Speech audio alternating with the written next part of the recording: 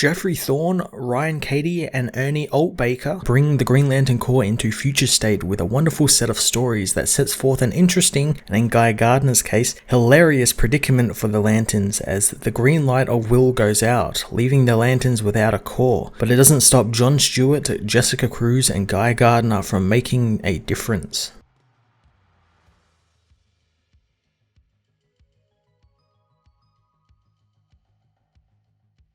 Geoffrey Thorne, who will be spearheading the Green Lantern books in Infinite Frontier, delivers a really awesome new adventure for John Stewart, setting up an action-packed story of the hero and the last remaining former Lanterns battling the old DC cosmic villains, the Khund. I really enjoyed the space pirate John and his crew and how, ring or not, they will still help people where they can. The simplicity of the story was really great and helped ease in the new status quo. It's just John and his crew fighting in a war to free an alien race. The hints at what happened before with the Lanterns like Kilowog were really cool, and I'm looking forward to learning more about what became of the Green Lantern Corps, as well as more Pirate John in the Infinite Frontier. Ryan Cady brings one of my favourite Lanterns, Jessica Cruz, on for a fun, Die-Hard inspired story of Jessica facing her fears and using them as her greatest weapon. I enjoyed Ryan respected Cruz's past character development from Robert Venditti in his Green Lantern series, and he built on it, leading to a really wonderful reveal at the end that if was to stick around and become her new status quo,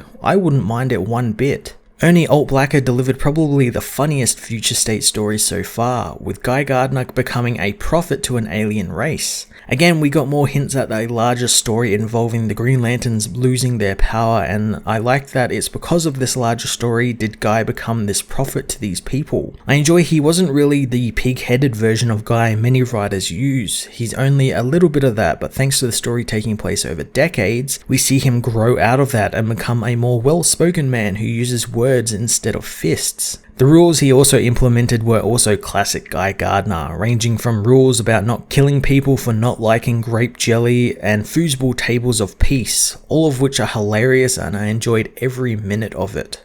Tom Rainey, Sam Basari, and Clayton Henry all lent their talents to the book, each bringing their A-games to the stories they helped tell. I really enjoyed Tom's depiction of action and just the scale, cramming horde upon horde of Khund soldiers into panels, just to help sell Geoffrey's story about the futility of John's mission and just what stakes were at hand. Sam Basari did an excellent job with Cady's Die Hard and space story, delivering an awesome and dynamic action in his panels as well as a functional cool new design for Jessica that reminded me of Ellen Ripley. Clayton Henry, who's no stranger to Lanterns or Guy Gardner for that matter, fell back into the character seamlessly and was the only one in the book to actually depict a Lantern who still had their powers. I always enjoyed his art and here is no different. His bold line work and fantastic facial features on Guy add to Ernie's comedic story really well. Future State Green Lantern Issue 1 was an awesome action-packed and funny entry into the Future State lineup, offering up 3 unique and equally exciting stories that help paint a larger picture of the state of the cosmic side of DC during this event. I'm looking forward to John's story continuing as well as more background story regarding the Lantern's fall from power being revealed in upcoming issues. I'm going to give this issue a 9.5 out of 10.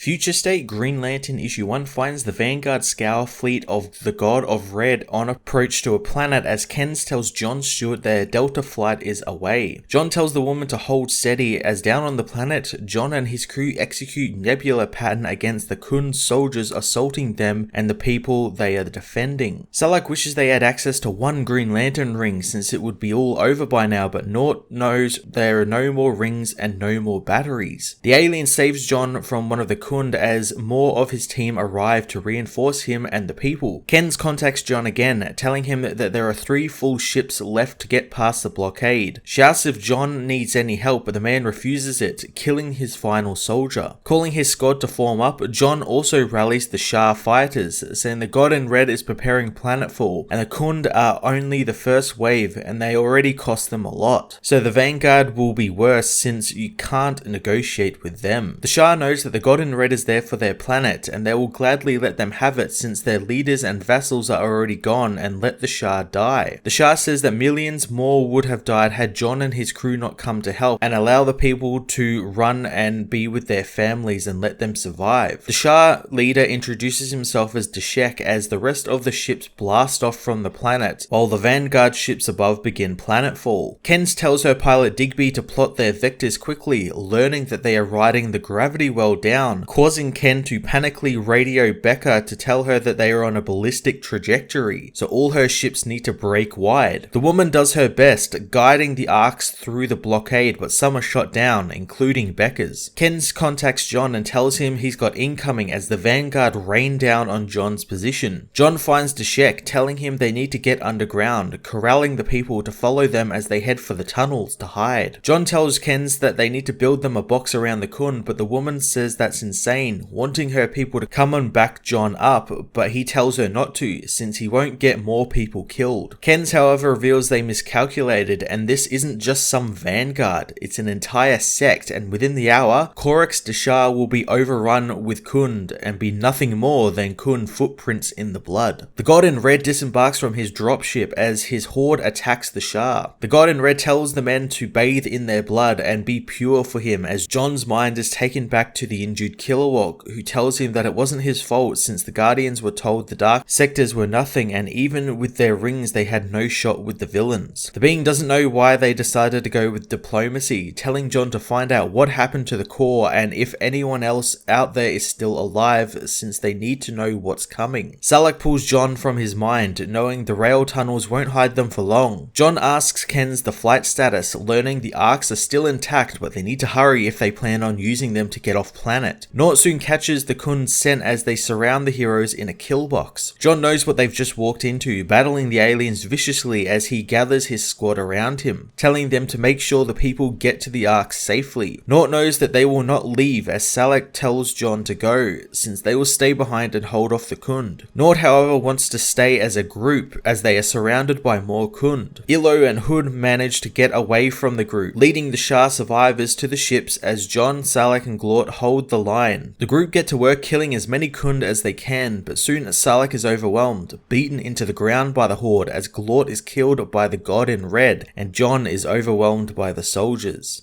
In Sector 123, Atlantean records in their journal, saying that it's been 13 months since any communication with the Green Lantern Corps. They say out in their sector, the light is all wrong and it's turning the green into something sicker. At the Lantern's sector house in the sector, Sinestro Corps member Lysa Drac, Lo and Ugg-1 board, knowing fear will keep the sector in line better than the Lanterns ever could. Lysa explains to her partners that Sinestro wants these stations to police the universe and they need the Lanterns' resources if they are to take their places, wanting to begin the yellow battery integration while the others search the station for survivors, knowing they cannot hide forever. Above them, former Lantern Jessica Cruz watches them, knowing hiding used to be her life's goal, but that was before she became Jessica Cruz and before she swore the Lantern Oath. She knows being far from home with no powers but still with her oath means she needs to help the people in this sector, and hiding isn't going to cut it this time. Lo and Ugg-1 begin their search of the station, scanning and finding power is being rerouted to the life support and comms, and that there is one life form aboard, but the rings cannot determine where they are thanks to the structure of the station. Lysa wonders who would repair the station instead of scrapping it, knowing a lantern was left behind, and it's time they find them. Jessica gets to work, setting out all her tools and setting up a bunch of traps, knowing the whole sector is counting on her, knowing while she still fears, she isn't powerless. Jessica lures Lo down a hallway, prompting the villain to fire a construct down after the voice he hears. Jessica planned for this, however, luring Lo into a trap which electrocutes him and knocks him out. Jessica takes the ring off the villain, putting it with her own depowered one, remembering Batman's words that fear is a gift, knowing it's good advice for Green Lanterns and doubly good for Yellow Lanterns. Jess knows that the villains couldn't scare her out since they are on her station, alone in the dark, and she is the one going bump in the night. Ugg-1 meanwhile finds the armory, not impressed with the Lantern's weapons, but soon finds an atomic axe, taking the prototype weapon for herself. Jessica knew she couldn't resist the weapon, smashing out of the vent behind the axe, activating her knockout gas to trap the villain and put her to sleep instantly. Lysa tries to contact her partners since it's been hours since their last reports, telling them that she recovered the last Green Lantern comm that came from the station shortly after the central power battery's destruction, which called for the lanterns to rally at each sector house, but only one lantern made it to the station. Jessica drops the Sinestro Corps members down at Lysa's feet, revealing herself to the villain, telling her to get the hell off her station. Lysa armors herself with her constructs, telling Jessica that those weren't her best lanterns, but she is Lysa Drak, Sinestro's most feared lieutenant, and the words of Parallax are burned into her skin, so Jessica's atomic axe doesn't scare her. Jessica knows, but the girl holding the axe should scare her as she swings the weapon at the villain, smashing apart her armor. Jessica unleashes a violent flurry of slashes, smashing Lysa's armor to pieces, but soon her weapon deactivates, allowing Lysa to unleash her ring's power on the woman, capturing her in the constructs. Lysa is glad that Jessica is already cowering as the hero hears the whisper of Lysa's constructs, trying to drown her in terror, but the woman knows how to live with her fear. She grabs the nearby lantern power battery, smashing Lysa in the face with it, telling her this is her sector. Lysa demands to know how Jessica stopped the battery's integration as Jess begins feeling something different inside her. Lowe's ring calls to Jessica, saying that she has shown the ability to instill great fear, welcoming Jessica Cruz to the Sinestro Corps.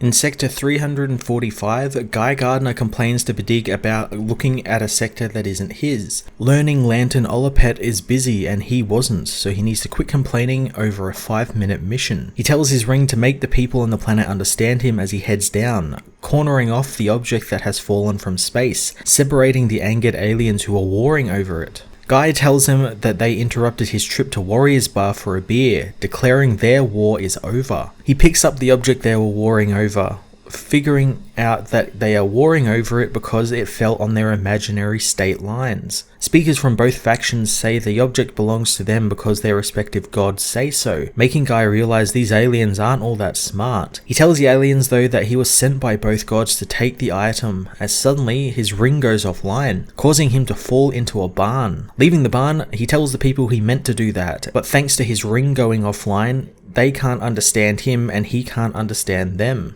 He looks over the object, finding it is literally just space garbage and they have been warring over trash. Frustrated, Guy tries to reboot his ring, but nothing seems to work as he finds both factions are now bowing to him. He tries to talk to the leaders, telling them that he needs a place where he can wait until his ring is sorted. He comes up with an idea as 1 year later, Guy has set up a new Warriors Bar, managing to teach the people some of his language and learn a little bit of theirs. He learns from the aliens about some large creatures that attack their people, killing hundreds if not thousands, and Guy, in his own broken alien language, tries to apologize for their deaths. 5 years later, Guy tells his people that they can't go killing one another if they like something different, but the aliens remind their prophet that he said one jelly worth having is grape, hence why people who don't like grape jelly are heretics. Guy knows that he's got to quit drinking at state dinners, telling the two aliens that declaring people heretics is bad, wanting to make sure the new edition of the Book of Guy ends the jelly schism. Guy uncovers a foosball table, telling the aliens that they will inaugurate the foosball table of peace to celebrate them stopping a problem before it became a problem. The aliens, however, know that their people aren't ready to do anything together, and the only thing preventing them from killing each other again is Guy, and if he dies or it was found out that he wasn't a prophet,